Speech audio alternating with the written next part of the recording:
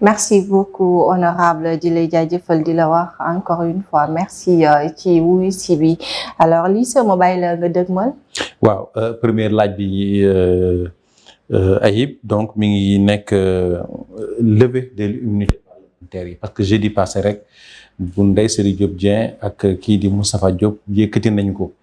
alors dañu bëgg a xam rythme bi nga xam te ne c'est soutenu par rapport ak levée de l'immunité parlementaire yi naka nga ko jàppee et est-ce que aussi bu ngeen di lever immunité parlementaire ou seen collègue député da ngeen am tous les actes en tout cas un dossier convaincant pour mën ko lever. waaw merci Ibrahima donc lever immunité parlementaire yi loo xam ne yoon moo ko santaane constitution parce que constitution moom moo ne député dafa am immunité parlementaire te immunité parlementaire boobu pour maanaam mu mun a doxal mandat parce que député bu nekk dañ laa fal askan wi la fal léegi fal la nga am mandat di doxal askan wi léegi pour nga mun a doxal askan wi dafa am loo xam ne dañ la ko may mooy immunité mooy maanaam balaa ñu laa topp ci yoon il faut ñu jaar ci assemblée nationale joxe autorisation exception bi nag mooy en cas de flagrant délit voilà mais loolu du jaar autorisation assemblée nationale mais su fekkee ne nag procédure yoo xam ne dafa laaj ay poursuite wala laaj ay instruction wala laaj nga jàpp député il faut que nga lever immunité parlementaire loolu nag privilège la maintenant nag assemblée nationale day jaar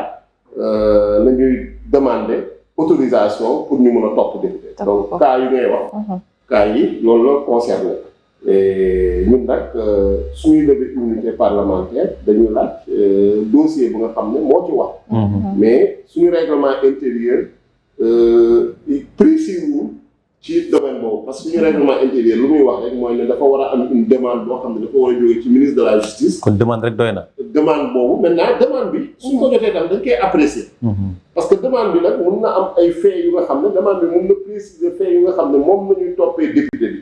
mun na préciser également sanction peine ak disposition code pénal ak code procédure pénale lu tax ñuy topp député yi. su fekkee ni demande bi étayé nañ ko motivé nañ ko tamit ñun dañuy apprécier demande bi. maintenant nag demande bi souvent day lu si ëpp nag.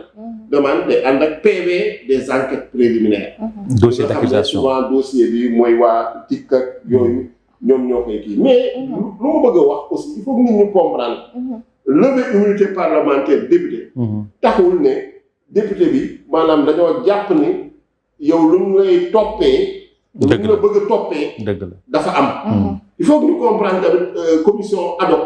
ñu nga xam ne moom la ñuy mettre en place parce que li suñu règlement intérieur bi ñu sant mooy ni demande bi su jógee ci généralement procureur général près la cour d'appel lay yóbbu. procureur général yónnee ko ministre de la justice transmettre ko président assemblée nationale. président assemblée nationale saisir bureau bi su paree ci bureau bi mu saisir la conférence des présidents saisir la commission compétente au fond nga xam ne moom mooy la commission des lois.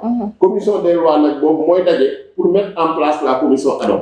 commission ad hoc boobu nu ñu koy mettre en place commission temporaire la commission spéciale la mooy maanaam dañuy laaj groupe parlementaire bu nekk. na nga yónnee say ndaw ñu la fay teewal ci commission ad hoc boobu c'est une commission ad hoc de 11 membres. ñu laaj également les non inscrits tamit ñu boole leen ci donc noonu lay doxee selon l'importance de chaque groupe wala selon l'importance des non inscrits. donc commission ad hoc boobu mooy daje nag jël dossier bi. xool lu ne ci dossier bi ak ci demande bi surtout ba pare déglu député bi nga xam ne moom nañu laaj mu yëkkati immunité parlementaire. député boobu tamit mun na tànn koo xam ne moom moo koy layal muy ku ñuy woowee défenseur. nga xam ne benn collègue am lay doon collègue boobu ñëw teew ci commission bi donc commission bi ay député rek a fay teew. D'accord. voilà donc loolu tamit procédure la pour jéem a sàmm dignité député bi sàmm également confidentialité procédure bi bañ a dugg ci ay détails parce que lever unité parlementaire tekkiwul ni dafa am loo def tekkiwul ni lu ñu lay toppee effectivement am na mais dafa doon loo xam ne préalable la ci wàllum procédure pénale balaa ngaa mën a déglu député balaa nga kaa mën a topp balaa nga kaa mën a jàpp il faut ñu lever cette immunité parlementaire léegi ñun lu ñuy apprécier mooy est-ce que demande bi c'est une demande sérieuse parce que yenn na maanaam am na loo xam ne jàpp nañ ni lii mën nañ la si toppee est-ce que demande bi c'est une demande loyale mooy maanaam est-ce que amu ci dara loo xam ne da cee nëbbatu loo xam ne moo loo xam ne arbitraire la loo xam ne injustice la loo xam ne vraiment gis nañ ni maanaam dañ ci chasse aux sorcières ak yooyu. est-ce que demande bi également demande bu sincère la. mais est-ce que yéen a ngi def appréciation yooyu aussi. appréciation boobu ñoo koy def effectivement. ci en toute impartialité. en toute impartialité parce que dossier bu fi ñëw rek. dafa am loo xam ne ay enquête yu nga xam ne ñoo ko jiitu woon te ñun la plupart dossiers yi ñu jot. ba léegi mais enquête yi. ak rapport yu xam ne moom lañu toppee collègue député yi mais dafay wuñ ko ci magistère u Bassirou Diomaye Faye rapport yi le cas du député Farba Ngom rapport scientifique ñuy wax au temps de Macky Sall lañ ko élaboré woon rapport suñu collègue yi ñu lever seen immunité parlementaire fan yi donc ñoom seen rapport yi mooy rapport Covid-19 mooy c'était la Cour des comptes je pense que en 2023 la woon donc yaakaar naa ni donc du magistère u Bassirou Diomaye Faye wala Ousmane Sonko. d'accord honorable souvent dañuy gis ñi nga xam ne ñi faree ci kuje gi dañ naan ndax nekkuñu tey di fayantoo yéen ñi nga xamante ne yéenay une majorité à l'Assemblée nationale ndax du majorité bi ñu doon jugé mécanique moom moo nekk tey Assemblée nationale. mënuñu koo wax xam nga il faut ñu comprendre tamit les hommes politiques ne sont pas au-dessus de la loi parce que dossier yi ñuy wax. am na ay citoyens ñoo xam ne dañu am ay hommes politiques. amuñu nekkuñu woon ministre xam nga ku nekk ministre da ngay am privilège juridiction maanaam lépp lu nga def au temps bu nga nekkee ministre. haute cour de la justice moo la mën a juger. ku nekk député da nga am privilège immunité mooy maanaam balaa ñu laa mën a topp il faut ñu lever sa immunité parlementaire. loolu suñu constitution ak suñu loi moo ko maye mais warul nekk loo xam ne. dañ koy jël ba ko def bouclier ne man kenn warumaa woo kenn warumaa déglu sax. dañuy gis parce que am na ñeneen ñoo xam ne tey. dossier yi ñuy wax mais am na ñoo xam ne jàpp nañ leen. ñoom ci kaso bi. am na ñoo xam ne cautionné nañu am na ñoo xam ne daf nañu ay contestation civique am na ñoo xam ne woo nañ leen ñu ne wuy ji delluwaat seen kër. dañu gis le cas de l'honorable député Ndeye Saly Diop dafa mel ni kontaanul la mu waxee nii comme si que tey dañ ko exercer forcé. waaw mais kan amul kenn koo xam ne bëgg nga ñu lever sa immunité parlementaire su dee dañu waxal dëgg rek. parce que tamit lever immunité parlementaire ça veut dire que lu ciy topp mooy ay poursuite pénale. su dee dañuy wax ne dëgg amul kenn koo xam ne tamit bëgg nga. poursuivre exercer contre yow des poursuites pénales. maintenant loolu sa droit la c'est-à-dire sa droit la chaque fois commission dañ lay déglu. jox le temps pour nga mun a défendre également en séance plénière dañ lay bàyyi nga défendre. loolu mooy des droits de la défense. mais est-ce que assemblée nationale aussi règlement intérieur may na chance député yëpp maanaam ñu mën a saytu seen ak yelleef mën a aussi def liggéey bi comme ni mu waree ci biir assemblée est-ce que amul ay impair ci règlement intérieur. règlement intérieur bi jamono ji wax ak yow am ñoo ngi koy saytu pour améliorer règlement intérieur moom mënul parfait. moom loi moo demee noonu lépp lu jëm ci loi chaque fois il faut ñu koy xool naka lañ koy parfaire naka lañ koy améliorer. leneen ci war a parfaire. luñ ci war a parfaire mais bëri na. comme si cas bu nga wax cas wu levée immunité parlementaire. war nañu préciser par exemple demande bi est-ce que yan pièce la war a àndal. parce que ñun dans notre règlement intérieur préciser wuñ ko dañu ne simplement demande. war nañu préciser également par exemple tey ñun je te donne l'exemple lu tax may naan commission ad hoc du commission d'enquête ñun amuñu droit déglu keneen ku dul député bi. député bi en général dafa am ñu leen di cité ñoo xam ne ñoom ñooy naan ah diw de moo def lii diw moo def lii diw moo def lii ñoo ngi seen déclaration mais ñooñu amuñu droit déglu lépp. amuñu droit par exemple daf ay yeneen actes lu dul auditionner député bi te ku bëgg a nag établir la vérité des faits. mais il faut mu am contradiction du député bi parce que député bi soo ko dégloo moom version am la lay jox. mais am na ñeneen ñoo xam ne tey ci enquête bi am nañu yeneen version ñu présenté. ñooñu commission bi mënu leen déglu. mais est-ce que commission bi tamit loolu laay wax commission bi tamit warul tam ba yaakaar ne ñun ay juge lañu parce que ñun tam du ñu ay juge. du ñu juge d'instruction du ñu procureur. du ñu ay avocat maanaam nekkuñu ay homme de loi yi nga xam ne. mën nga dugg ci domaine boo xam ne domaine bu technique la. soo si duggee. bëgg naan da ngay apprécier les faits bëgg dugg ci au fond. yaakaar naa ne soo si duggee yaay des. donc fii lay loolu c'est pas le rôle du député. le rôle du député c'est d'apprécier comme ni ma waxee est-ce que demande bii jógee ci ministre de la justice jóge ci justice parce que ministre de la justice tamit justice moo koy saisir il faut que nit ñi comprendre ko mais comme dañu nekk dans un régime de séparation des pouvoirs. procureur mënul tëb saisir président assemblée nationale. il faut mu jaar obligatoirement ci ministre de la justice. te en général ministre de la justice léegi bu ko procureur jox procureur yeneen procureur ñoo koy saisir wala juge d'instruction yi ñoo koy saisir. léegi bu ko procureur jox généralement ci loolu lay tënku ci fait yooyu lay tënku ak ci incrimination yooyu lay tënku.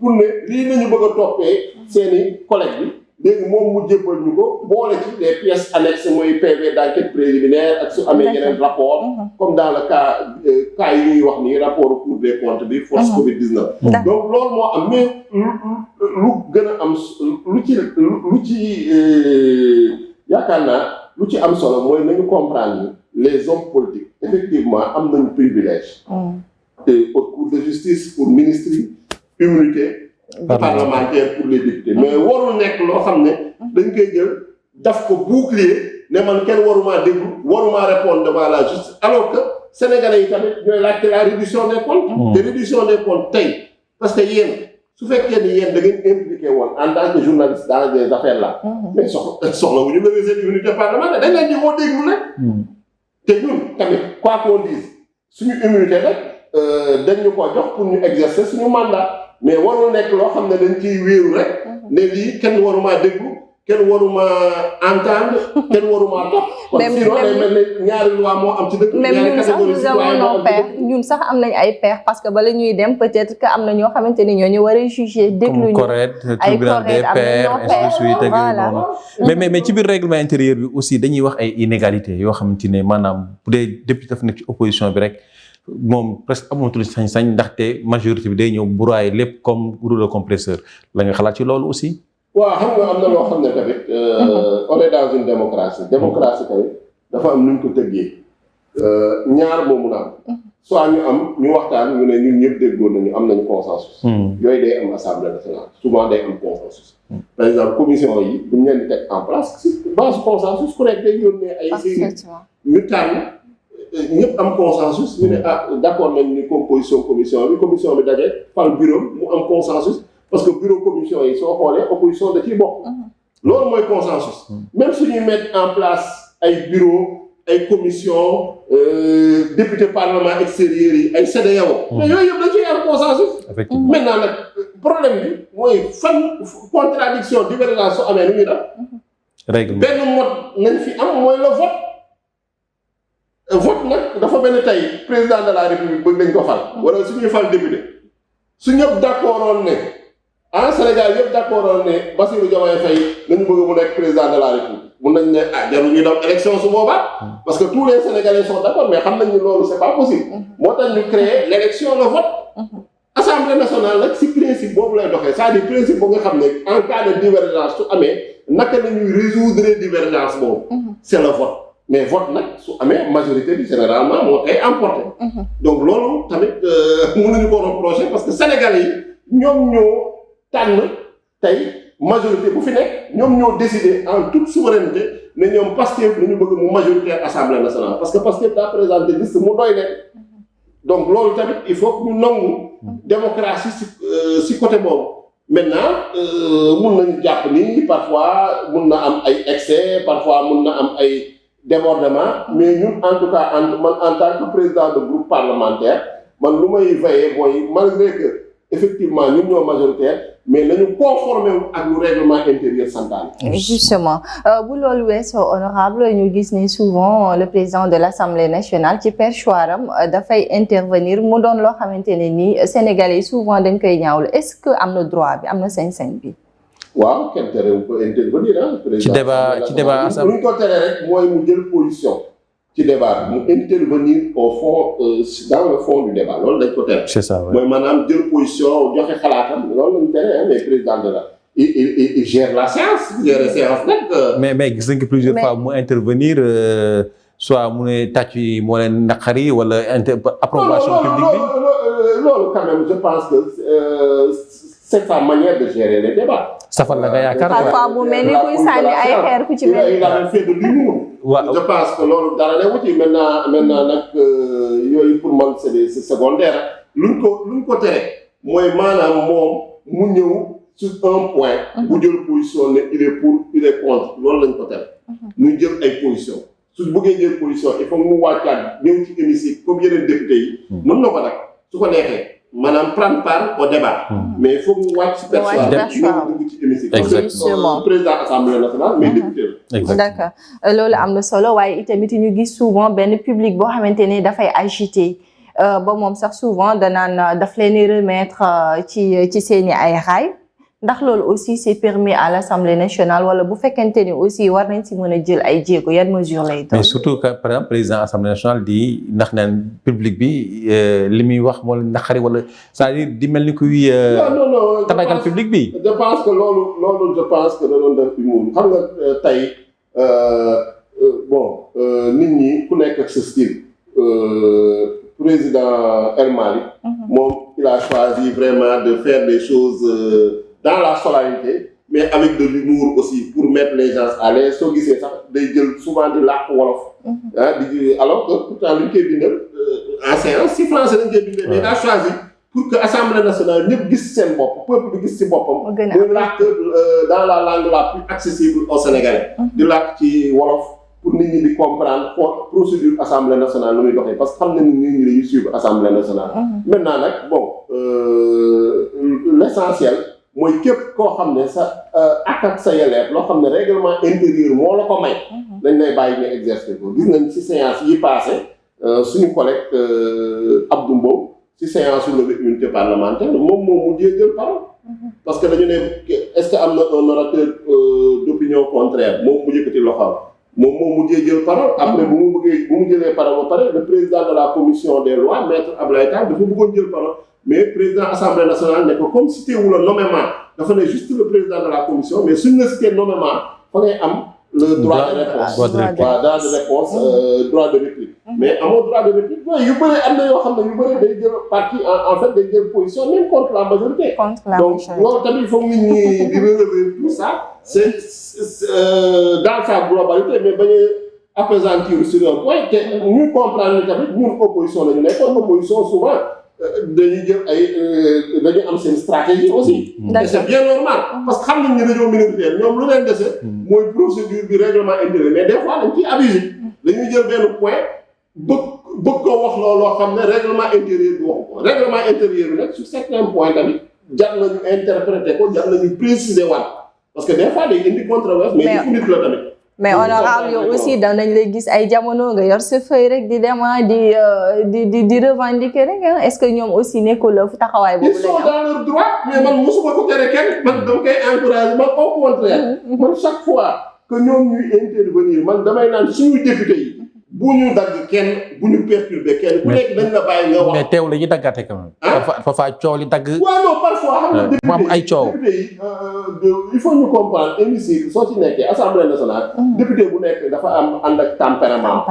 voilà mais ñun on essaie de faire prévaloir la discipline de groupe te alhamdulilah rabbil alamin luñ fi toogagum pour man amu fi incident majeur bu fi am maintenant nag am na yu sew sewaan yoo xam ne mënul ñàkk parce que ay selon le tempérament des députés mais ñun chaque fois on donne des consignes pour ne député yi même su fekkee ni opposant mooy wax lu mu lay wax neexu la lu muy wax sax du dëgg lu muy wax naqari la déglu ko il a ses 5 minutes dafa am lu ñuy woowee beneen aspect au-delà de l'immunité député dafa daf lu ñuy woowee l'irresponsabilité mooy maanaam lu ñuy wax ci personne kenn mënu ko cee topp pour ses opinions maintenant nag cette irresponsabilité boobu nag ça veut pas dire que nag dafa war nga wax lu nekk parce que am na loo xam ne soo ko waxee nit ñi xeeb la mais am na député yoo xam ne tamit dañ ciy ils abusent de cette irresponsabilité pour profito parfois même saaga parfois calomnier parfois diffamer mais xam nañ ni kenn mënu leen cee topp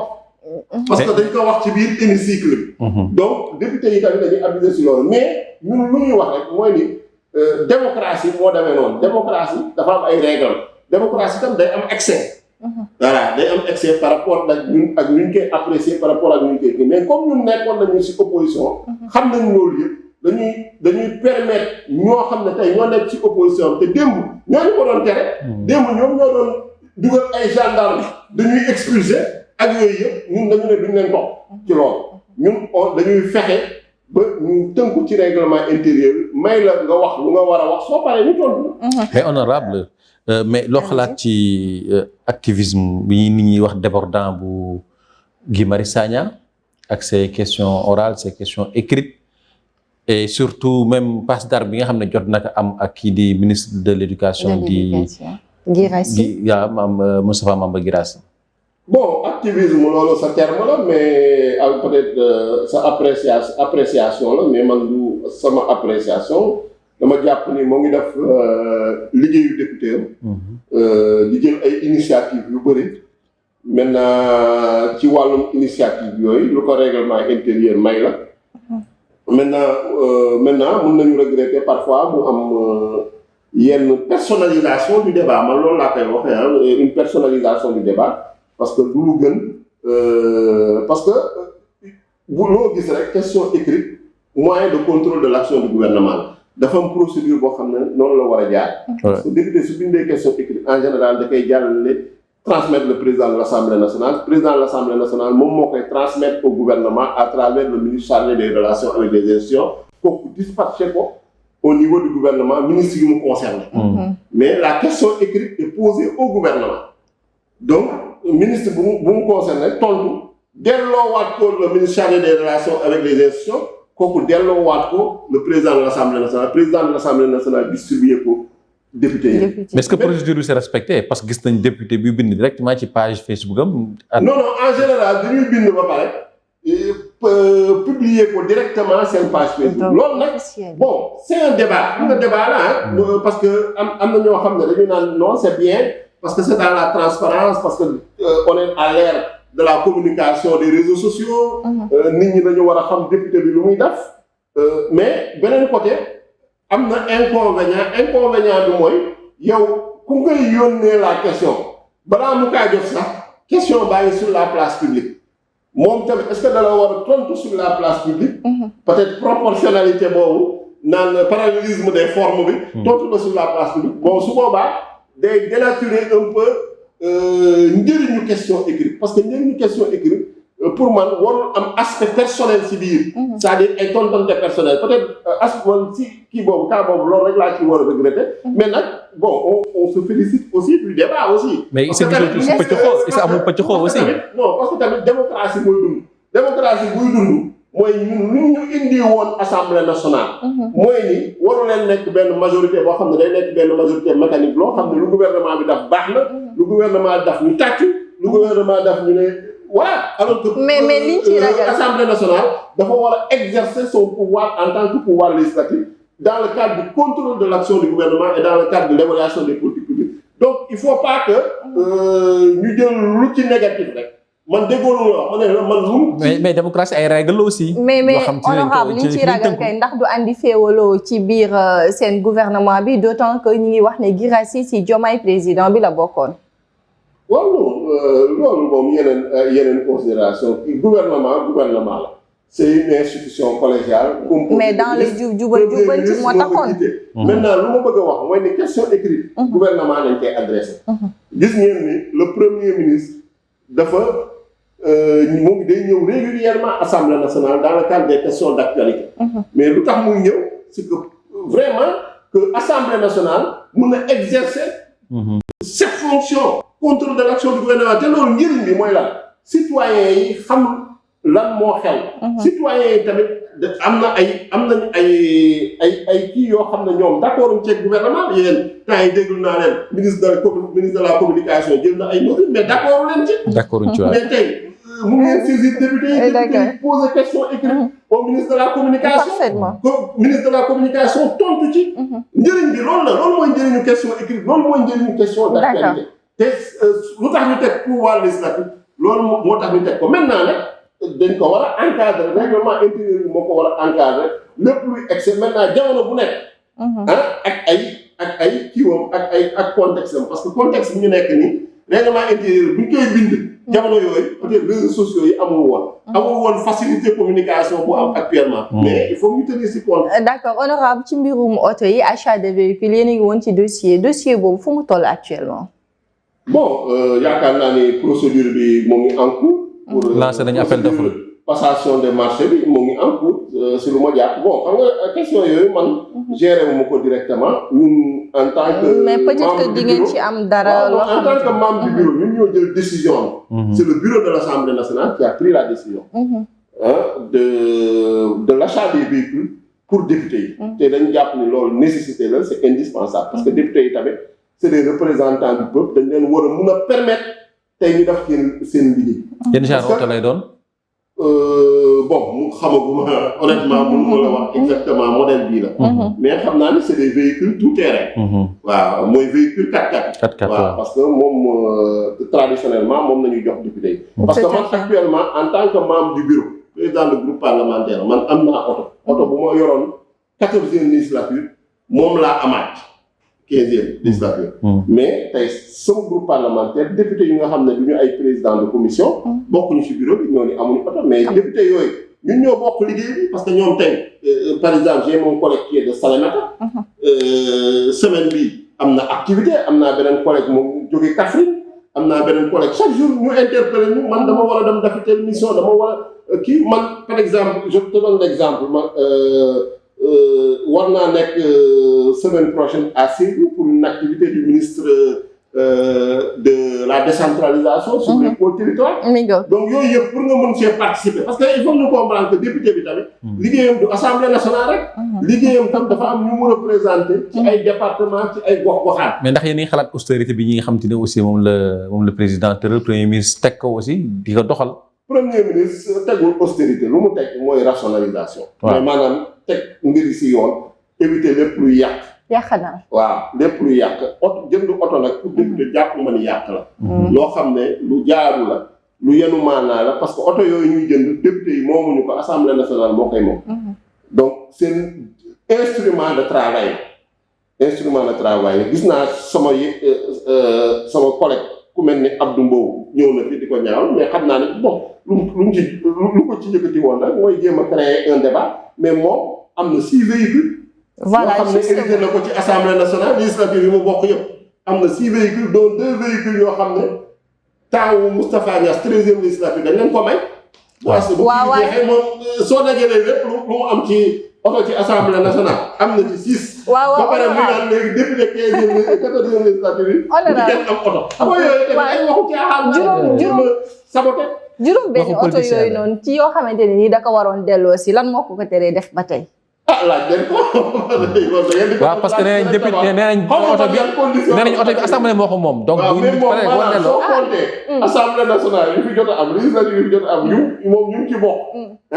nga xam ne su législative bi jeexee dañu naan député yi jox nañ leen oto yi may nañ leen oto yi. moom soo dajalee yëpp oto yi ñu ko may toll na si juróom-benn. maanaam moom dafa amoon privilège. ci ñeneen ñi am laaj leen ko moom la oto yooyu fu mu nekk. d'accord xanaa nag Lissa dañuy génn assemblée bi rek daal di dugg ca gouvernement bi honorable ñu gis ne le 1er mai bi ñu weesu gis nañ déposé nañ li di cahier de doléances yi ñu gis également ñu signé li di pacte de stabilité sociale alors lan lañ war a mën a xaarandi ndax signature bi kese doy na ndax tamit vous êtes un député. ah non ñoo ngi rafetlu di féliciter le gouvernement le président de la République d'abord le premier ministre Ousmane Sonko ak le ministre du travail le ministre de la fonction publique ministre gouvernement bi yëpp daal di féliciter également les partenaires sociaux mooy les syndicats le patronat chef d'entreprise yeeg ñëpp ma nga xam ne vraiment liggéey nañu toog nañu waxtaan parce que man fekkee woon naa la rencontre tripartite ba nga xam ne premier ministre moo ko jiite woon donc organisé woon ko au Grand Théâtre te vraiment mu doon lu am solo ñu waxtaanee ci en tout cas condition ak situation liggéeykat yi donc l'aspect social donc dafa am solo naka lañ koy jëlee en compte ci agenda national de transformation bi nga xam ne président Bassirou Diomaye Faye moom mooy le projet bi nga xam ne moom la jaay Sénégalais yi ak si contexte bi nga xam ne tamit ñoo ngi ci ay difficultés budgétaires te premier ministre ak président de la République ils ont choisi la transparence choisi la franchise wax population wax askan wi dëgg mais wax partenaires yi tamit les partenaires sociaux wax leen dëgg lu ñu mën en tout cas dans l'intérêt des travailleurs dans l'intérêt des entreprises sénégalaises nañ ko def lu ñu mënul tam nañu ne lii mënuñu ko mais ça veut pas dire que dañoo bañ ça va être dans le temps progressivement donc ñu toog waxtaan au moins tënk daal je pense que pacte de stabilité bi loolu mooy njëriñam parce que amul benn réew boo xam ne tey développé na si te liggéeyuñu parce que liggéey nañu war a jiital pour ñu développer il faut que ñu nangul liggéey. mais justement liggéey bi ngay wax nii waaw mais liggéey bi ngay wax nii gis nañ licenciement yu bëri et ñi nga xam ne créé nañu rassemblement des travailleurs du Sénégal RTS ci ka xayma ci plus de 30 000. mais est-ce que aussi loolu du contraster li nga xam ne mooy pacte de stabilité sociale bi ñu signé. loolu naa si ñëw liggéey. lu ñuy wax liggéey mooy maanaam tey képp koo xam ne tey dénk nañu la. benn fonction nga nekk dans le public. rawatina ci dans le public parce que public tu es au service de l'État. nga def sa liggéey nu mu waree parce que président de la République bu mu ñëwee lu mu njëkk def dafa jël benn lettre adressé ko aux agents de l'État rappeler leen ñoom seen mission rappeler leen taxawaay bu ñu war a am rappeler leen ñoom seen devoir am nañu ay droits mais seen devoir envers tous les Sénégalais. parce que tamit dañu wax ne dëkk bi chaque jour nit ñi ñu est-ce que Sénégalais yi satisfait nañu ci seen fonctionnaires yi ak agents de l'État da ngay dem surtout dans le domaine de la santé lu nit ñi di kaas ni accueil bi baaxul mais bëri na nga dem dans d'autres domaines yoo xam ne da ngay soxla benn këyit pour nga bañ ko am doo ko mën a am ñu xam ne nag loolu mooy finalité service public mooy satisfaire les usagers satisfaire les Sénégalais maintenant nag si loolu ñooñu on doit les mettre dans les meilleures conditions teg leen ci conditions yoo xam ne dinañu mën a def seen liggéey mais balaa ngaa réclamer say droit nag nga def sa devoir ba pare pour man loolu mooy déjà l'aspect principal beneen bi tamit il faut ñu jël en compte contexte budgétaire bi ñu nekk ñëpp xam nañ ni président Bassirou Diomaye Faye lu mu fi fekk en termes de situation budgétaire te rapport Cour des comptes sur l'audit des finances publiques génnee ko doy na waar donc mënuñoo continuer si lu nga xam ne maanaam dañoo signé ne naa leen jox temps en terme d'indemnité naa yokk salaire yi naa def yi daa def yi te budget bi mayoo ko parce que lu ñuy wax yëpp si budget lañ koy jëlee te budget bi lu ci ëpp impôt wu sénégalais yi la. kon nay cautionné licenciement yi. non ma ñëw foofu donc lu ma bëgg a wax foofu mooy ni donc il faut que ñu tenir en compte aspect boobu donc tey kuy déposer doléance kuy déposer plateforme revendicative te ñu wax la ne ah situation bee nga nii mais dañ koy déposer si loo xam ne situation bi mën na la ko may mais mënoo jël ay naan dama am ay droit mais droit yi may revendiquer xam nga ni budget état mën na laa satisfaire droit yi xam nga des fois tamit stratégie syndicale la soo soxlawee 2 da ngay laaj 10 mais 30 000 mu leen ne suñu waxtaanee mun naa am 1,5 wala mun naa am 2,5 donc loolu mooy stratégie syndicale mais état tamit lu mu war a sàmm mooy secteur yëpp ku nekk lu ñu la war a jagleel si budget bi ñu jagleel la ko Sénégalais yi tamit am satisfaction tey parce que Sénégalais yi ñoom ñuy xaar ci électricité bi Sénégalais yi ñoom ñuy xaar ci problème mu ndox bi Sénégalais yi ñoom ñuy xaar ci wàllum santé bi ñoom ñuy xaar ci wàllum emploi bi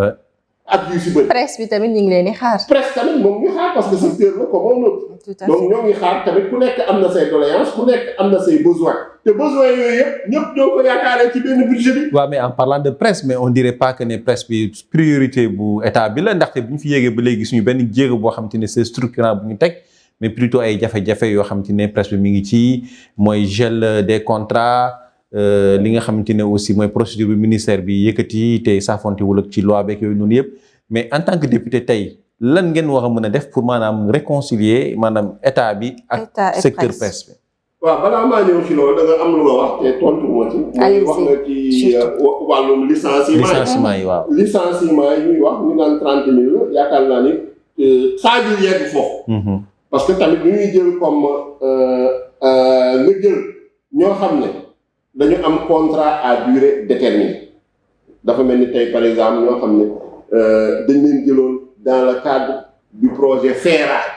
dama lay jox exemple rek benn exemple la parmi tant d'autres ñu ne dañuy jël dans chaque commune ay agents pour désensablement wala pour nettoiement te communes yi ñoo leen doon recruter FERA lu mu doon def day signer convention ak mairie yi mairie nag ñooy signer contrat ak ñooñu agents yooyu te c'était des contrats à durée déterminée ñoo xam ne par exemple 1 an la mais 1 an yooyu su jeexee renouveler wuñu contrat bi mais loolu du licenciement parce que contrat bi moo jeex donc loolu il faut ñu jàpp déjà benn tey cas yooyu bëri nañ ci te am na loo xam ne dañu gis ne yooyu da cee am ay abus maanaam nit ñi ay recrutement politicien la parce que tey dañu dem ci commune boo xam ne commune boo xam ne amul sax tali ñu jël ay 100 personnes ñu ne leen dañ leen chargé de désensablement mais xaalis boobu ñu ñuy def te ñooñu am problème mu ay abri provisoire yoo xam ne moo ngi ci jàng bi te loolu lu koy faj budget bi kay war a fekk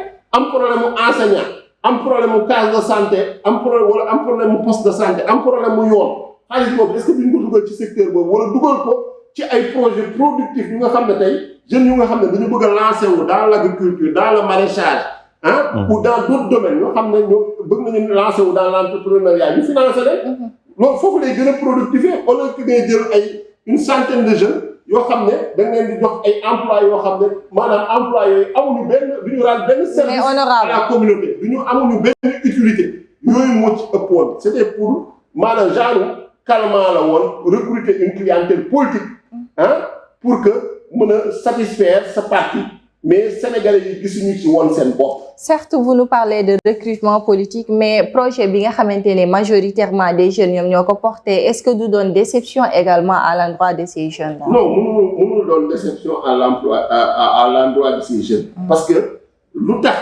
maanaam tey état bi décidé na lay day def de la rationalisation daf du gaspillage c'est pour dégager le maximum de ressources budgétaires pour def ko dans des secteurs prioritaires dont l'emploi des jeunes.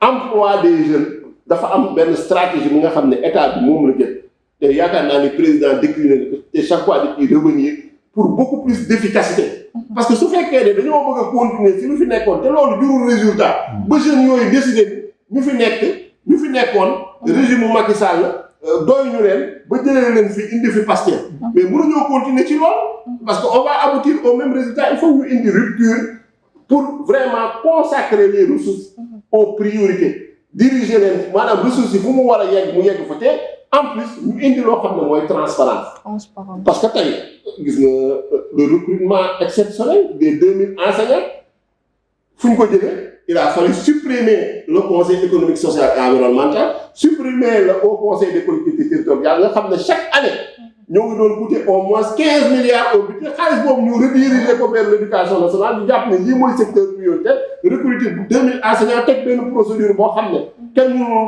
kenn mënul ne procédure bi amul transparence parce que ku bëgg a déposer na mais malgré que dafa am ay critères. am na ñu koy ñaawlu également. ma ne loo fi munti def dina am ñoo xam ne d'accord loo munti def tam dina am loo xam ne war nañu ko mën a war faire war nañ ko mën a améliorer mais lu doon am lan la woon mooy ni dara day xew ñu ne politiciens yi yónnee leen ku nekk kenn du ko yëg sax.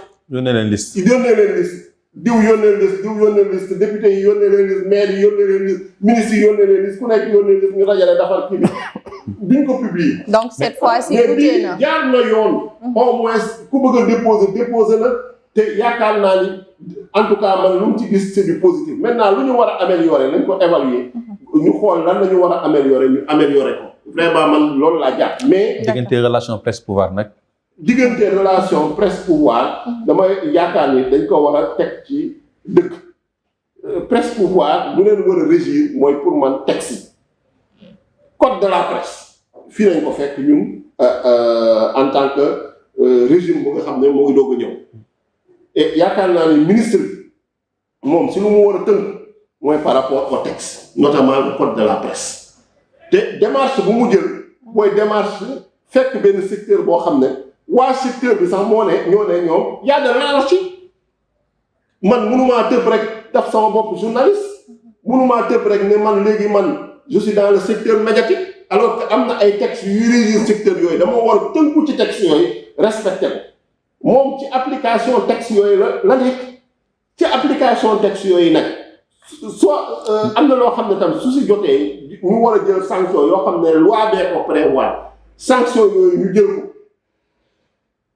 yaakaar naa ni ñu nekk ci secteur boobu dañu war a rafetlu loolu. mais est-ce que saytu nga ba xam ne effectivement li mu jël méngoo na ak yoon parce que am nañ ci lu ci bëri loo xam te ne loi bi waxu ko te da ko def par exemple aussi surtout mu jël li nga xam te mooy prérogative bu CNRA jël prérogative bu CORED lépp daal di koy akimoo te pourtant dëkk bi séparation des pouvoirs mooy dox ci lépp. non et puis aussi procédure bi ni mu ko defee bëri vice de forme aussi loolu lu jara kii la. waaw loolu yéen en tant que citoyen soo leen ci d'accord am ngeen di ay voies de recours pour man loolu moo ci ëpp solo moom arrêté tous les arrêtés actes ministres yëpp moom dafa war a respecter le principe de légalité. merci principe de légalité mooy moo naam loi moo nekk ci kaw su fekkee ne nag dafa am loo xam ne jàpp ngeen ko yéen en tant que citoyen wala en tant que acteur ni méngoowul ak loi bi mais tey mun ngeen ko yóbbu devant la cour suprême ou devant les juridictions. d'accord attaquer acte boobu moi je pense que tamit foofu tamit il faut que ñu nekk tamit dans une démocratie y a des règles tey dëkk démocratie yi ngeen di wax nii ay France États-Unis mais citoyens yi si recours lañu dëkk. mais moom lañ def mais honorable si recours lañu dëkk. état suñ ko daanee nag état nangu ni daan nañ ma tënku ci yoon tënku ci lu justice wax je pense que état de droit noonu lay fonctionner. honorable Sénégal réew moo xamante ne dañ koy pencoo la te gis nañ ne keroog bi président de la république génnee dafa ne moom mën na bañ a recevoir presse bi mais na ko le ministre def pourquoi le ministre toujours dafa mel ni ku bañ ba tey sax ñenn ñi nga xam ne ñoom ñooy ŋànk yenn kuréel yi dañ naan daf leen bañ a recevoir. bon man bugguma. li koy firndeel doguma la mooy président août la ne woon nañ organiser dialogue rénové ak presse bi. mais août ba léegi amul benn dialogue. te déposé nañu fii li nga xam te ne mooy conclusion assises nationales yi ci conclusion yi sax amul benn waxtaan yaakaar nga ne loolu entre gouvernement ak ay acteurs yoon la. par rapport ak ñeneen ñi nga xam te ne yeneen ministères yëpp di waxtaan ak seen i ñooñ mais ministère yi waxtaanul ak ñooñam nga yaakaar ne aussi loolu yoon la. ci dëkk bi dox lu ma jàpp daal mooy ni ministre de tutelle moo war a nekk interlocuteur acteurs yi. normalement parfaitement waaw moom moo war a nekk interlocuteur acteurs yi nag ils sont organisés à travers des associations, à travers des syndicats, à travers d'autres formes d'organisation. Donc acteurs yi tamit ñoom war nañ leen may possibilité tey ñu waxtaan ak ministre bi maintenant nag souvent day am tamit il faut mu wax ne parce que tamit ñu si bëri suñu départ rek dañu naan dañu bëgg rencontrer président de la république président nag loolu lay bañ parce que président de la république yow tey su fekkee da nga bëgg a jéggi ministre bi directement bëgg a dem vers le président de la république je pense que tamit on est dans un état organisé avant même ministre bi sax am na des fois des directeurs yoo xam ne tey ñoom ñoo yor yenn direction yi war ngeen leen mën a rencontre toog ak ñoom daf des rencontres préparatoires nga xam ne soo leen toogee ak ministre bi day fekk préparé ngeen lu bëri tënk ko ministre bi su ñëwee peut-être ay décisions la ñuy jël day doon yoo xam ne ay réunions yoo xam ne ça va être des réunions qui va aboutir à des décisions. loolu mooy yoon mais lu ma jàpp mooy ni en tout cas il faut renouer le dialogue entre vous et le ministre. Ça pour man il y a pas péril à la demeure maintenant. mais ban jéego ngeen ci mën a def ban jéego ngeen ci mën a def pour maanaam renouveler le dialogue parce que en tant que député en tant que député suñu saisiree lépp lu nga xam ne mën nañ ko te mu tënku ci yoon tamit parce que lu ñu laaj loo xam ne tamit day illégal. l'impossible mais day tënku ci yoon. maanaam ñu xam ne lii yoon la ñun lañu def suñu warugar nañu saisir ministre bi. en question ne ko jox ko ci suñu xalaat.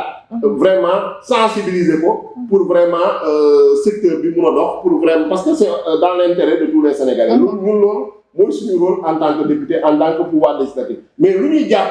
en tout cas mooy ni ministre bi en tout cas acte yu muy teg ñoom dañ koy jox la présomption de bonne foi et la présomption de légalité.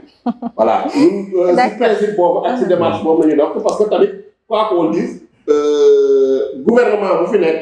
ak ñun en tant que groupe parlementaire aussi parce que tamit au-delà d'être député on est membre du groupe parlementaire ñoo bokk benn majorité on applique la même politique donc on est redevable aussi des mêmes résultats. D'accord ngeen def 1 an ci pouvoir bi tey ban appréciation la nga mën a def tey ci li nga xamante ne ni moom mooy la gouvernance du président Bassirou Diomaye. waaw c'est une appréciation positive et jàpp ni déjà lu mu jot a teg ci ay actes rassuré nañu et conforté nañu également ci suñu détermination ak suñu engagement.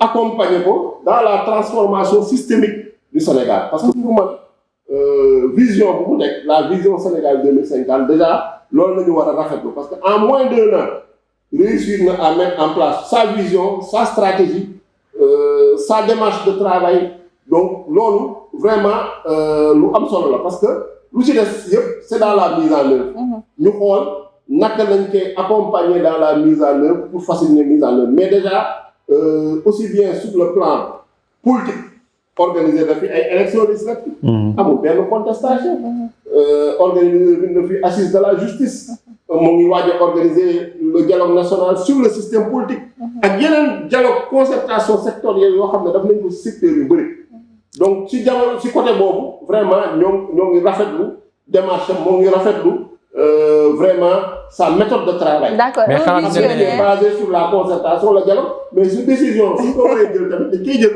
un visionnaire du rek luñ ko jox rek mu ne c'est parfait wala apprécié na mais du ñàkk peut-être yoo xamante ne di ngeen bëgg tey ñu améliorer ko mu am ay coppite bu boobaa bu fekkee am na ban côté lay doon. non amélioration bi moom mooy ni dañu gis ni situation bu ñu fekk dëkk bi. jafe-jafe yi bëri na. donc li ñuy demander rek mooy beaucoup plus d'efficacité te ñoom tamit ñoo ngi ci démarche boobu maintenant ñun en tant que député on est dans notre rôle d'interpeller de contrôler l'action du gouvernement pour xool point yu nga xam ne jàpp nañ ni am na ay maanaam am na ay insuffisances que gouvernement bi mën ko améliorer chaque jour ñu déposer ay questions écrites di interpeller le gouvernement maintenant leneen tamit loo xam ne tamit il faut ñu bàyyi ko xel ñun ñooy voter budget bi gouvernement budget bi fii lay jaar donc xam nañu ministre bu nekk lu ñu la nattal donc suñ lay juger lu ñu la war a apprécier mooy si lu ñu la nattal suñ la nattalee 100 000 francs dañ la war a apprécier si 100 000 francs yooyu ñun lu ñu laaj nag mooy ni vraiment ñu def seen kéemtulaay kàttan pour satisfaire les populations pour satisfaire les Sénégalais dans les différents secteurs. mais kàkk ci dëkk bi nag nga nit ñaa ngi naan xaalis amul ci dëkk bi que dafa metti trop que mais loo ci xalaat parce que boobu ba léegi aussi 1 an jot na yaakaar na ne affaire bi dina kii tuuti. benn question laay laajte tout le temps est-ce que dëkk bi dafa mos a nekk. ah déet mais waaw mais déedéet mais non jamono yi dafa gën a métti. non même bu musul neex aussi bu fi jëlee ñële dañu am yaakaar ne affaire bi dina changer que dina maanaam xaw a tane musul neex moom dëgg la mais daf mel ni lu gën a tar gën a métti. président de la république ak premier ministre ñoom lu tax ñu neex défendre ñoom dañu choisir la transparence ñoom ñoo ñëw génneel leen situation dëkk bi sur le plan budgétaire sur le plan financier. ne leen lii nañ fi fekk lii nañ ñu waxoon ne lii moo fi lii nañ fi bàyyi mooy ñu fi jógee ñoom Macky Sall dañu ne woon lii nañ fi bàyyi mais fekk nañ fi lu pire loolu présenté leen ko nag léegi nag su fekkee ni bëgg nañu atteindre ñun suñu objectif mooy vision Sénégal 2050 mooy la stratégie nationale de développement fii ba 2029 il faut am ay mesures yu ñuy jël ay coppite yu ñuy jël ay mesures de redressement ay réformes yu ñuy jël pour que ñu yegg foofu loolu nag diggante boobu foog faw mu metti faw jafe-jafe yooyu ñëpp dund ko parce que yàq bi dafa bëre woon mais caxate bi bëre woon na luubal bi bëre woon na ger gi bëre woon na donc loolu nag ñu ne ñun dañuy jubal pour ñu yegg ci loolu foog nit ñi nag ñëpp nangu takk seen digg serrer la ceinture maintenant nag gouvernement bi moo ngi def ay efforts dans tous les domaines. Dans le domaine social gis ngeen ni récemment ministre du travail jël na des arrêtés pour relever un peu les salaires de certains secteurs. mais waxtaan nu ceeg acteurs yi loolu aussi. lu jar a kii la loolu dina indi féewaloo. waaw parce que déjà ñoom sax def nañ communiquer pour maanaam ñaawlu ñàkk concertation bi loolu aussi lu ñuy reproché lu bëri gouvernement bi la parce que. booy jël yenn actes yi est-ce que dinañu saafonteeg acteurs yi wax ak ñoom ba nga xam ci ne dinañ trouver consensus pour def li ñu war a def. parce que aussi il faut attention xam nga tamit foofu tam dafa war a am dafa am excès. Concertation mode de prise de décision la mais am na ay décisions yoo xam ne dañu ne ministre bi moo am compétence pour jël ko. il faut pas tamit xam nga tamit dëkk bi tamit il faut pas que lu ñu yëkkati rek. mais oui dañu ma war a consulter dañu ma war a kii est-ce que loolu bokk na ci prérogative. mais dafa gën mais dafa gën. mën na ne mais ministre bi lu mu def kenn mënul ne du lu positif parce que avant maanaam kii social la avancée sociale mooy fekk dans un secteur donné nga ñëw ne yokk naa la rémunération minimale. mais avancé la est-ce que loolu jar na ay concertation yu dul jeex tamit il faut pas que tamit ñu nekk ci dëkk bi bëgg ko waxtaanee ba juróomi at yi jeex Sénégalais yi laaj bilan kan lañuy laaj bilan est-ce que acteurs yooyu ñu naan dañoo waroon concerté dañu laaj bilan mais honorable président de la République Bassirou Diomaye Faye nañu laaj bilan ne ko ala résultat yi su fekkoon nag juróomi at yëpp da ko toog di ko concerté wu jëlul benn décision kenn du ko kenn du ko apprécier ci ay concertation ci ay résultats non ma ne concertation fu mu mën a am ñu maanaam fu mu mën a nekk nañ ko def. mais il faut pas que ñu jàppee ko nag obligation lu ñu wax rek ne nit ñi ne concertation. honorable xam nga fan la ñuy camper le débat mooy tey kuy fayeeku 100 000 francs un fonctionnaire nga ne ko na fay 65 000 francs si je m'abuse pas peut-être ci bonam wala ci booyam. waaw kuy fayeeku 100 000 francs nga ne ko na dindi na coppati ci 100 000 francs lu toll fukki junni wala sax lu ëpp fukki junni mu fayee ko bonam. waaw te moom valoriser woo salaire am. kooku naka lay. valoriser woo son salaire yokkaloo ko salaire am bëgg mu fay bonam. waaw yéen xam nga am na loo xam ne comme nit ñi Sénégalais yi comprendre bon dégg ngeen waa France dégg ngeen ni am nañ bon. waaw am nañ bon ci dëkk tubaab bi. waaw mais ñu bëri amuñu bon. amuñu ko parce que amuñu moyen. dëgg la amuñu moyen yi il faut que tamit ñu comprendre nag am na loo xam ne day dox jamono day dox bon ñu ko amoon moyen à l'époque salaire yi ñu doon fay c'était par rapport à l'inflation c'était par rapport ak jamono yi parce que jamono yu 10 000 francs lu mu mënoon def en 1960 avec 10 000 francs CFA tey peut-être 100 000 francs lay laaj wala 200 000 francs lay laaj. donc te il faut ñu xam ne également ñooñu ay liggéeykat lañu. liggéeykat yooyu tamit lu leen régir mooy au minimum le salaire minimal liggéeykat mu nga ko fay moins du SMIC.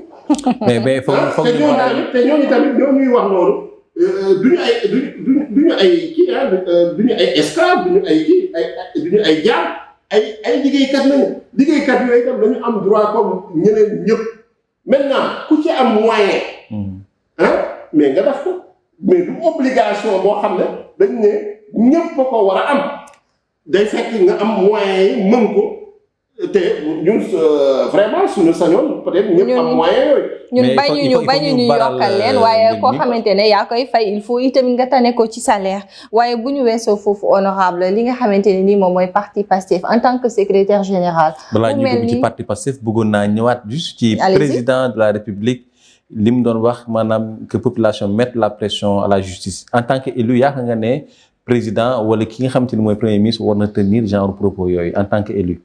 bon man gisuma ci lu ci gën a xam nga président bu mu doon wax mooy naan la justice est rendue au nom du peuple. peuple boobu tamit day am ay exigences ci justice. exigence bu mu am ci justice. parce que justice au-delà mu nekk pouvoir service public la foog nit ñi comprendre ko tey yow soxla nga casier judiciaire bëgg nga ko am nu mu gën a gaaw yaa ngi en procès ñu tooñ la nga déposer plainte. mais bëgg nga plainte boobu di diligenté ko rapidement. te gis nañ domaine yooyu yëpp am na jafe-jafe. te président sax moo ko njëkk a wax nee na gaa xam na ne am na ay jafe-jafe ci wàllu ni ñooñu. maanaam am nañu insuffisance personnelle. am nañu insuffisance ay moyens. te moom ciy def lu mu mën moom ciy teg ay jéego. mais teewul nag justice tamit pouvoir la service public la citoyen yi am nañu droit joxe ci appréciation. ci côté boobu lay waxee. parce que warul ñu ne nekk ñoo xam ne tam benn pouvoir boo xam ne maanaam dañu leen di jàppee ñi ay intouchable la kenn waru cee wax kenn waru ko laal kenn waru ko non kenn waru ko critiquer jàppee maintenant suñu jëlee décision nit ñi dañu tënku seen décision parce que loi bi moo leen ko may. mais nit ñi am nañu droit apprécier seen doxalin naan est-ce que si maanaam performante na est-ce que dafa yéex est-ce que voilà est-ce que moo ngi. loolu tamit il faut ñu nangul ko nag dans un pays qui fonctionne démocratiquement. d'accord sànq lii sa daf ma dagg waaye bëggoon naa rek nga ñëw ci seen parti Pastef bi vous n'avez pas l'impression que bi ngeen ñëwee ci pouvoir bi ba léegi da ngeen nekk en hibernation. non nekkuñu en hibernation loolu c'est une fausse impression. mais parti bi yëngatul comme ni ma yëngatoo de. parti baa ngi yëngatu bu baax a baax. man en tant que secrétaire général chaque jour ñu invité ma ci activité parti. parti bi xam nga lu nit ñi réeré bi mooy parti dafa am organisation. Pastef dafa am ay cellules. loolu mooy organisation la base. saa yu nekk cellule day organiser di ma invité. cellule Mermoz cellule Liberté 5 extra ñoo ngi organiser seen activité. mais direction bi. waaw non même ma ñëw rek damay yëg. parce que tamit ci base ba lay commencé. su weesoo cellule section communale yi. ñoo ngi dans toutes les communes du Sénégal et dans toute la diaspora. ñoo ngi def seen i activités. chaque fois section communale invité man maay am jafe-jafe ñàkk jot mooy tax du ma mën a présent assister mais ñoo ngi def seen activité. coordination départementale yi tamit yu nekk dans les 46 départements et dans la diaspora ñoo ngi seen i activités ñoo ngi tenir ay activités chaque week-end. chaque semaine activités yi am na. donc week-end bii nii rek la JPS la jeunesse patriotique de Goudomp organisé na un séminaire sur l'agenda national de transformation ak si vision Sénégal 2050 bi dans le cadre du pôle sud et du département de Goudomp.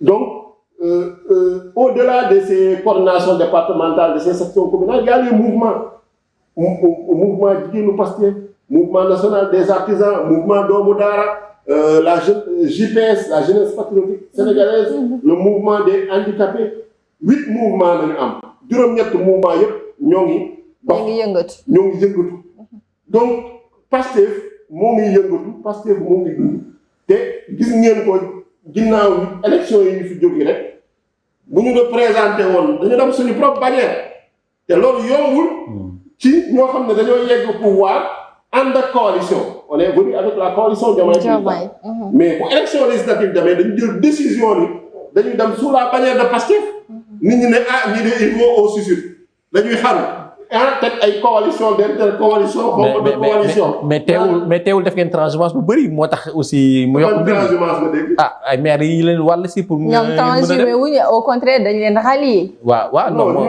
transhumance la rek ku ñëw nga présenter sa liste boole woo ko ci liste 100% des candidats yu nekkoon dans les départements c'est des candidats de Pastef nit ñëw ne man léegi man sénégalais en tant que sénégalais dama lay soutenir mais xayru duñ la dàq. maintenant nag quant à adhérer dans le parti loolu tollaguñ ci parce que ñun depuis le mois de mai dañu suspendre la vente des cartes. yéen daal seen parti en attendant la finalisation de notre règlement intérieur pour préparer le congrès. mais jël na temps pour préparer le congrès bi il faut ñu mettre en place. seen parti daal seen parti daal parti bi moo ngi dund parti bee ngi dox te ñun suñu parti dafa am loo xam ne leneen loo xam ne dañ ko wax parti bi ñun bëgguñu ci ay mouvement de soutien. mouvement de soutien yi ngeen di dégg. mais cadre de réflexion démocratique patriotique moo am soit da ngay bokk ci parti bi nekk ci cellule yi nekk ci section yi nekk ci coordination yi nga liggéey ak ñëpp wala nekk ci mouvement yi juróom-ñetti mouvement yi xam ne moom la bureau politique bi autorisé am na yeneen demande de création de mouvement yoo xam ne bureau politique bi dina ko en temps voulu soit da ngay bokk ci structure yooyu nga ànd ak liggéey ak ñun soit nga dem nga rek man allié laa nga dem ci cadre mais est-ce que loolu méngoo na ak jamono coalition Diomaye Président te coalition boobu moo dox récemment mais est-ce que loolu méngoo na ak jamono aussi parti bu ne man soxla woon beneen structure boo xam ne day ñëw nekk ci plan yeeg yooyu déggoo moo de Ibrahima lu ma wax mooy maanaam parti bi dafa am ay kuréel suñu statut parti moo tere loolu parti bi nee na moom soxlawul ay mouvement parallèle soxlawul ay tendance soxlawul ay courant statut yi ñoo ko daax te ku ñëw du dugg ci parti au-delà de nga am tax da ngay accepter statut yi ak règlement intérieur ba la mooy pertinence Diomaye président coalition Diomaye président surtout que Pastef dafa dem sous sa propre bannière ci législative yi yaakaar nga ne Diomaye président mën nag andil dara mais coalition Diomaye président yi wax ngeen ko coalition boo xam ne moo fal le président de la République Bassirou Diomaye Faye xanaa ñu la ko gunge pour mu mettre en œuvre la vision xam nga tamit nit ñi bu ñu jàpp ne coalition yi elles sont mises en place simplement pour des buts électoralistes élection rek taxu leen jóg mais Ousmane Sonko dafa ne woon nañ ko ils sont présents dans le domaine de la communication yéen a ngi leen di dégg tenir nañu récemment une conférence de presse avec la présidente Aïda Mbodj ak yeneen mais président laaj ñu gisul ko ñoom Mimi Touré ils sont également ci conception wàllum politique ñoo ngi ci gouvernement bi ils ont des postes de responsabilité. mais président donc coalition boobu am na njëriñ. maintenant une discussion pour restructurer ko pour utalaat ko beneen tur loolu ñoo ngi ci. d'accord mais lu ma bëgg a wax mooy ni. Pastef dafa am ay règles yenn règles yi mooy ni soxlawuñ ci ay mouvement parallèle soxlawuñ ci ay mouvement de soutien ku bëgg a ñëw na nga ñëw jàpp ci liggéey cellule yaa ngi fi. section yaa ngi fi coordination yaa ngi fi.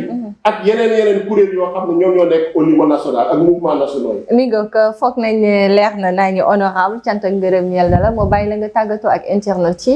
waaw maa ngi leen di remercier bu baax di rafetlu vraiment émission bi ak liggéey bi. yaakaar naa ni waxtaan bi ñu waxtaan am na solo benn waxtu xaw na sax gàtt. épuisé point yëpp. je pense que jàpp nañ ni le débat en tout cas a été utile. te am nañu yaakaar ni sénégalais yi dañ ci jëlee dara donc lu ñu amal solo rek mooy ni vraiment waxtaan ak sénégalais yi pour ñu comprendre en tout cas projet bi fu mu toll ak fan nañu bëgg a jëm ak ñoom donc ñoo ngi rafetlu ñëpp ñoo ngi nuyu ñëpp ñuy seetaan di leen remercier yéen ñaar donc di remercier également toute l'équipe technique de Presse Afrique. merci beaucoup dañ lay jaajëfal bu baax di la wax merci encore une fois de plus lii sama bàyyi la yow aussi nga tàggatoo.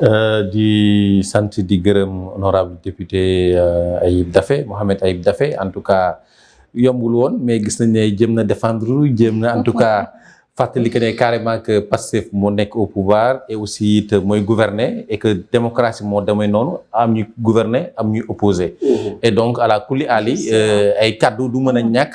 opposition aussi du mën a ñàkk.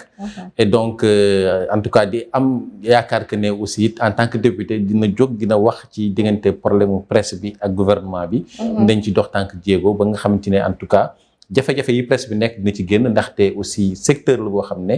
dafa créer ay emploi secteur la boo xamante ne dafa am solo ci démocratie bi et yaakaar naa ne pour ñu mën a defar dëkk bi soxla nañ aussi une presse libre et surtout forte. jërëjëf et qui ne désinforme pas. surtout qui ne désinforme pas loolu lu am solo la.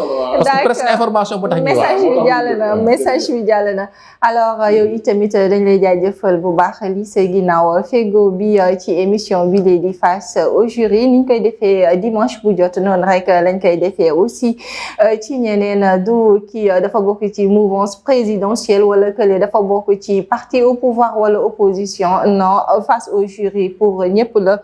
képp koo xamante ne rek am nga baat mu war a jëm ci askan wi rek dañ naan la bienvenue chez nous alors honorable dañ lay jaajëfal bu baax chers internautes yéen aussi dañ leen di wax merci encore une fois di leen jox dig daje dimanche inchallah ak beneen invité jaa ngeen jëf.